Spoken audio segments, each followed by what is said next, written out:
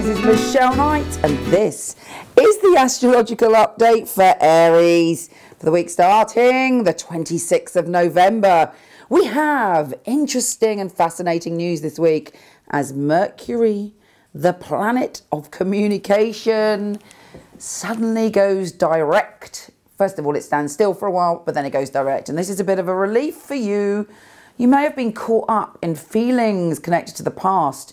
Old fears may have been around you in connection to somebody said something and it made you a bit insecure, or you felt a bit frightened connected to old patterns of fear. Anyway, we are casting them aside now and moving forward in a clearer way.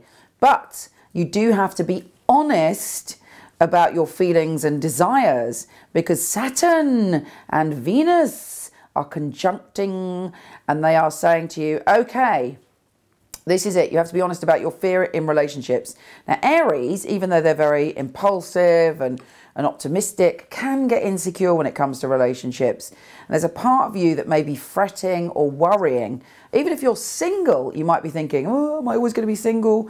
Or if you're in a relationship, you might be looking at jealousy and a sense of power or powerlessness when it comes to your relationships. Interestingly, communicating is very essential this week as we have a full moon and a lunar eclipse in your place of communication. The way that you communicate can transform once and for all. So it's very important to be honest with yourself and honest with other people.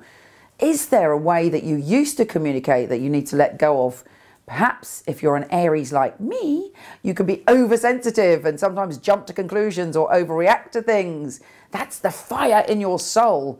But you can focus that power and that impulsiveness in a different way. And this lunar eclipse is allowing you to let go of any negative sides of being an Aries communicator and put that passion and intensity into expressing your creativity. It's good that you're sensitive, but particularly when it comes to relationships or love interest this week, try not to be oversensitive or even a little bit paranoid. Just check yourself whenever you're feeling something, and also make a commitment to yourself. Say to the universe, I want to transform this way of communication. I surrender it with this lunar eclipse and I move on in a new way.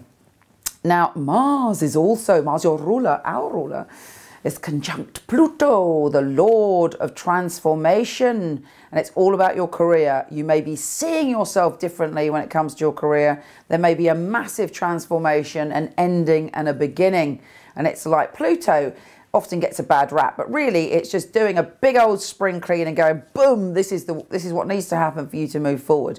So embrace it, even if it appears to be scary. Might not be scary, it could just be a fabulous new job coming in, or suddenly you see a neon sign pointing you in the direction of your career.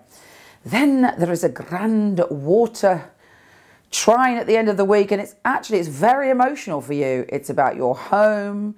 It's again slightly about your insecurities, but it's about your spirituality.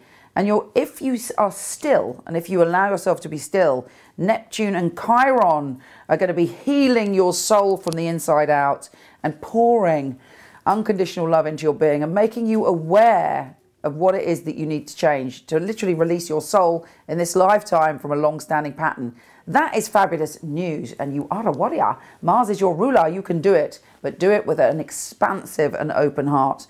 I send you much love, and let's hook up on the comments page and tell each other what happened. Take care. I'll speak to you soon.